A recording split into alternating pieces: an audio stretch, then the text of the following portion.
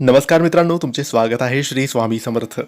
मित्रांनो, गुरुचरित्राचा हा अध्याय फक्त 1 महिना वाचला तर सर्व प्रश्न सुटतात, सर्व इच्छा पूर्ण होतात, सर्व मनोकामना पूर्ण होतात आणि जे कामं मार्गी लागत नाहीये, जे कामं पूर्ण होत नाहीये किंवा ज्या अडचणी आपल्या आयुष्यात आपल्या जीवनात येत आहेत ते सगळं काही मनासारखं व्हायला लागतं आणि स्वामींच्या कृपेने लवकरात लवकर आपल्याला हे लाभ मिळतात. एवढी शक्ती, एवढी ताकद गुरुचरित्रामध्ये आहे.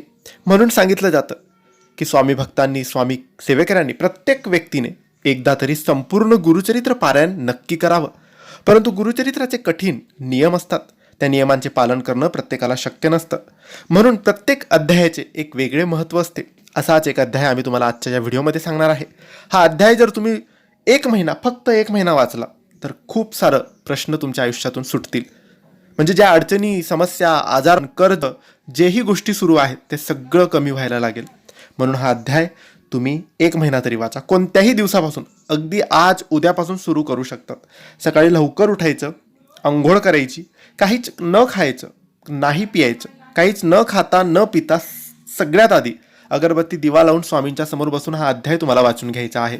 याचे नियम खूप कमी आहेत. म्हणजे आपल्याला मांसाहार करायचा नाही, व्यसन करायचं नाही, वाईट विचार करायचे नाही, अगदी शुद्ध शाकाहारी घरी जे जेवण बनवू तेच खायचं, बस एवढे सोपे नियम आहेत.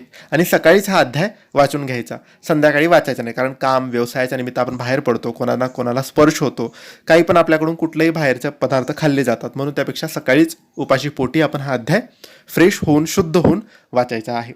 हा अध्याय म्हणजे गुरुचरित्राचा 18वा अध्याय. फक्त 1 महिना वाचा, 30 दिवस वाचा.